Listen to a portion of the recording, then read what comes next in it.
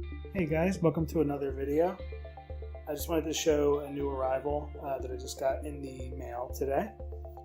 As you can see, this is a Capcom CPS2 copy of Marvel vs. Street Fighter. I got a really good deal on this in one of the groups that I'm in. These are supposed to be working. I have not tested it yet. Now, unfortunately, the post office banged this up quite a bit. The A board here has a bunch of cracks and stuff on the back. I'm not super concerned about that. You can hear that plastic rattling around inside too. But I'm not super concerned about that because I just want the stuff to work. And really, the price was so good, I can't complain about the casing. It's literally just plastic. It has nothing to do with the functionality. Now, whether anything internally got broken, I don't know yet. So I'm going to test that. We'll find out. But I wanted to mention a funny thing with this B board here. Now, again, this was beat up by the post office. I take this out of the box and I hear this. Doesn't sound great. I figured, I know there's a battery on the board. Maybe that came loose and that's rolling around. Maybe a capacitor broke off, something like that. You know, who knows? And this part of the board doesn't show any cracked plastic, so I did not think that the problem there would be cracked plastic. So, who knows what's inside, right? So I started taking it apart, and if you know Capcom, they have these, I don't know if these are factory or not, but you know, these security bits here, they're not fun to deal with, and I did not have the right bit on hand. But luckily, I had a crappy enough pair of tweezers here. I don't know if you can see that, but I was actually able to bend them just the right way to get in and take those security bits out. Luckily, I'm assuming if they were in there super tight, it would have been a lot harder. But, you know, with a little bit of patience, this worked. And I'm not worried about losing this probably 50-cent pair of tweezers. And actually, maybe it'll come in handy again in the future. So, got those out. And I actually already opened this up, but I'll show you what I found. What I found, let me open this. Here's the board, and you can see what I found. Crayons. How crayons got into the casing of an arcade board, I have no idea. But I'm a lot happier to see crayons than I would have been to see this battery loose or any capacitors, which actually doesn't look like there's any of those, like, you know, typical capacitors in here. There's a little one right here. But so nothing certainly big enough that, other than the battery, that would have been making that much noise rolling around in there. So that's kind of a relief. I believe the battery on this is supposed to be new. Capcom boards have that security feature where if the battery dies, the board will brick itself. So that's another thing I'll be testing. Again, if it did brick itself, this is something that's recoverable. It'll cost me a little bit of money, but the deal on this was good enough that, you know, that's an acceptable cost if I need to. So I'm going to put this together. I'm going to take the A board apart and we'll see how that looks inside. And then hopefully after that, we'll be able to test this out and see if it actually works. Okay, at this point I'm ready to take apart the casing for this A board, and we'll see, you know, what's rolling around in there. I assume it's pieces of plastic that broke off the back, so hopefully we'll see. If this is no good, I actually did get two of these, so I believe the A boards are interchangeable. So as long as one of these works, I'll be pretty happy. I don't have the capacity to use both of these boards at the same time anyway, so I'll be swapping them. So I'm going to open this up, and hopefully my little tweezers here will work as well as they did on the B board. And from there, we'll see what we can do.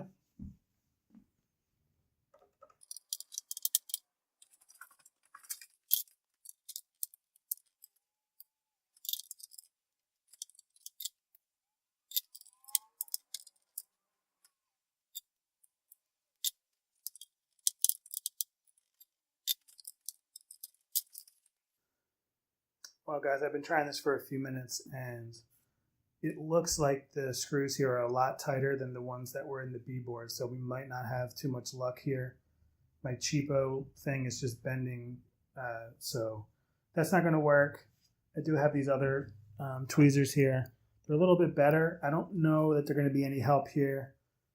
I got, some pliers. I got a bunch of stuff around that I can try to use, but I really may just have to try to find one of these bits. I just don't think I'm going to be able to find one locally. I'm not worried about the cost of it or anything. I just want to be able to do this today if possible.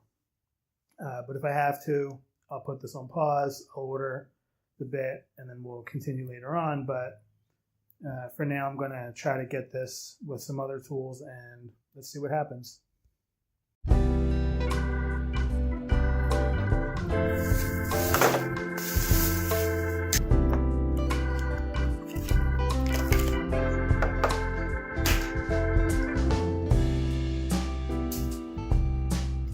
Okay guys, so none of these contraptions worked.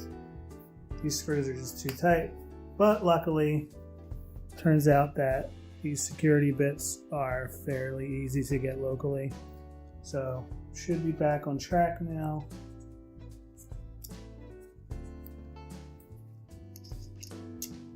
Let's see if we can get these out now.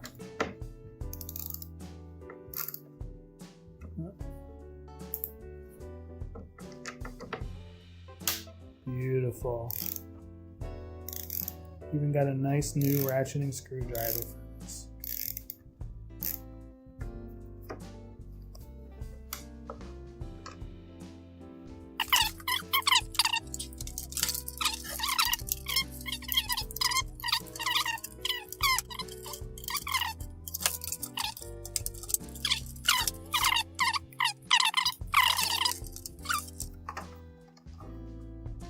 So here's a spacer post. So far nothing coming out of here but bits of plastic, so that's good. It's kind of exactly what we were hoping for.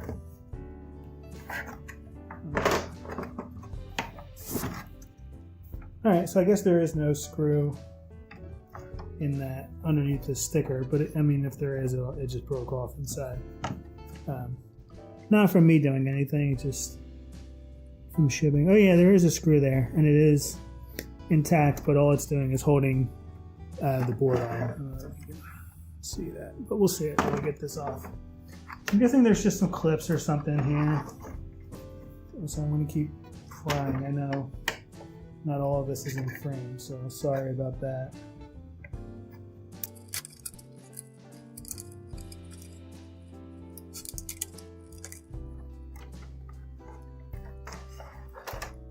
Actually, sounds like there's nothing else rattling in there. So,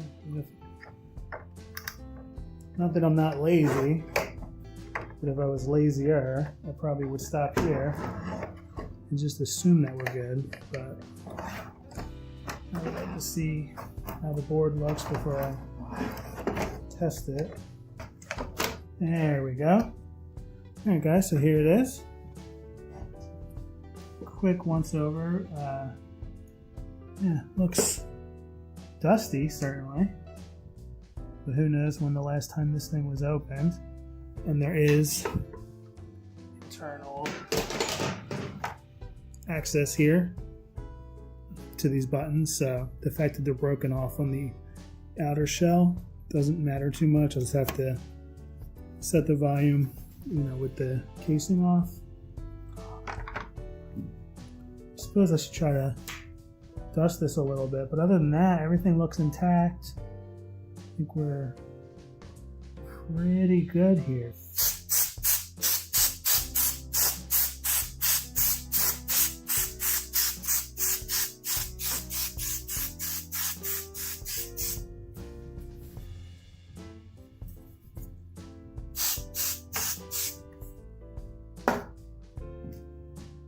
Alright, so that's not perfect still, but it's kind of running out of the dust spray, but it's a lot better. So everything looks pretty good.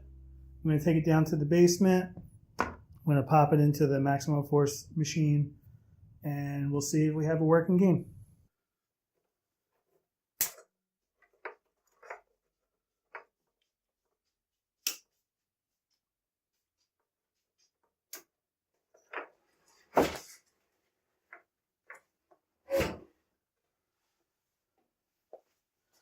Alright, beautiful. Super easy to work on like this. And while I have it pulled out like this, I'm also going to install some upgrades on this Maximum Force board. But first, let's test these Capcom boards.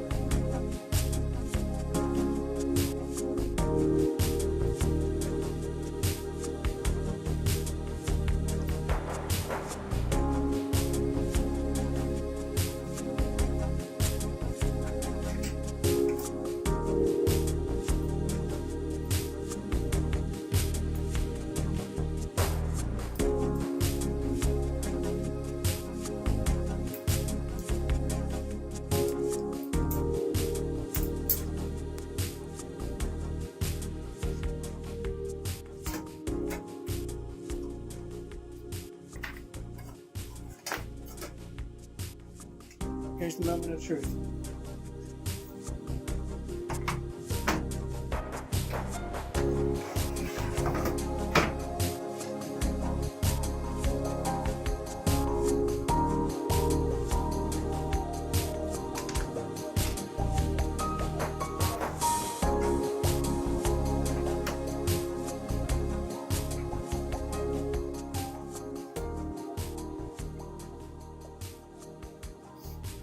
We don't care how it's situated right now, because I'm not actually going to play with it because I can't play with it.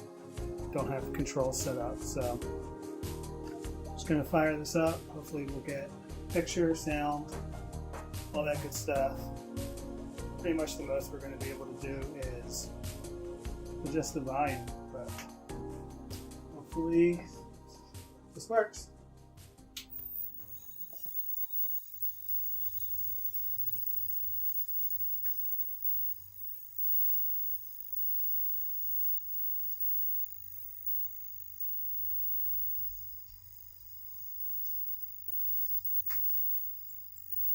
Not looking good. I don't think we have any picture at all. Just a black screen. And I'm not sure if the B board is seated correctly. I think this could also be a sign of the board suiciding itself because of the battery issues. So we can look into that. Okay, so we got something a little bit different here. I was messing around with the board and I just pushed in the EEPROMs, make sure they were seated well. And you can see now we have a blue screen. We didn't have a blue screen before. So I think what happened is these EEPROMs came loose in shipping. They didn't feel loose, but this is definitely a different result than we had before. So I think they came loose in shipping, and that's basically equivalent to them losing their charge, which then suicides the board. Now, luckily, it's 2018, and when these Capcom boards suicide themselves, it's not the end of the world anymore. There are solutions to this. You can reflash the game with an unencrypted version that people have, developed. Or there's another way that you can actually re-encrypt the game so that it'll work as normal without modified ROMs. So I have to assume that this is good. The fan's running. We clearly have video. We have power and everything. So I think we're okay. So I'm just going to have to do research on those two options and figure out which one I want to do. I may end up just buying a ROM burner. I could use that for my pinball machines anyway, so if I do that, maybe I'll just do the Phoenix ROMs and be done with it. We won't have to worry about the battery ever again, but who knows. So while I have this all opened up, I'm actually going to grab the other board that I got, and that one didn't sound like there was anything loose in it or anything, so I'm just going to plug that one in and fire it up, and hopefully at least one of these works straight out of the box, so we have something to play when I get this control panel situated later, hopefully this weekend. So I'm going to go grab that and we'll give that one a shot. Okay, so here is the other board that I received today. This is Marvel Superheroes. Again, it's not looking too great, but actually this one, well, I was going to say it doesn't have anything loose in it, but it actually does. But I think that is just this button here again. So I'm just going to plug this one in. We'll assume it's good to go, and we'll find out what happens.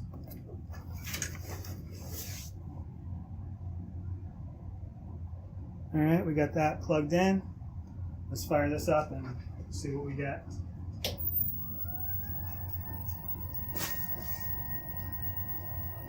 Alright, there we go. Perfect. Let's see if we get audio.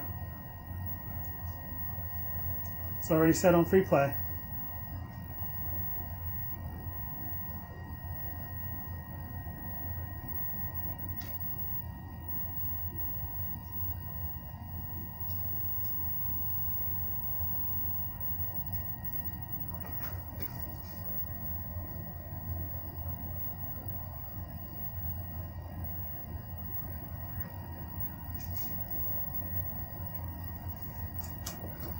Alright, so you guys can't hear it, but there is sound. It's just very low. But this is great. Board works. So even if that other board is absolutely trash, the price that I paid, this pays for itself. So I'm feeling real good about this deal already. And like I said, I'm confident we're going to get that other one working. I just have to do some research on that. I'm more than happy to play Marvel Superheroes. I loved these Capcom games in the mid-90s, some of my favorites for sure. Lots of great memories playing these games. And actually, one of my biggest regrets in my college years was that I had the Japanese import of X-Men vs. Street Fighter on Saturn, which was pretty much as close to Arcade Perfect as you could get at home. And I sold it, and that was a big regret for me. But hey, can't get more Arcade Perfect than an actual arcade game, so thumbs up, really happy today, and look for my next video where I am going to get some proper controls in this cabinet so that we can actually play this game. Okay, thanks again for watching, and I'll see you next time. Here comes a new challenger! Just a quick little update on the video. Apparently this board is just fine.